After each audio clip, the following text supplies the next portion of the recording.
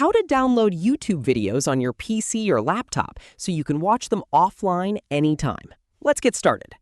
First, open your preferred web browser and go to YouTube. Sign into your Google account, then open the video you want to save for offline viewing. Below the video player, click the Download button. If you don't see it immediately, click the More option or the three-dot menu, depending on the page layout, and then select Download. Keep in mind that this feature requires an active YouTube Premium subscription. If you're not a premium member, the download option won't be available. After you click Download, choose the available video quality if prompted, and wait a few moments while YouTube saves the video for offline viewing. To access your downloaded videos later, open the left-hand menu on YouTube and click Downloads. Here you'll find all of your offline videos.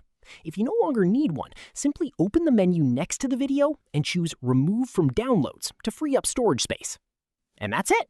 That's how you can officially download YouTube videos on your PC or laptop using YouTube Premium for offline viewing.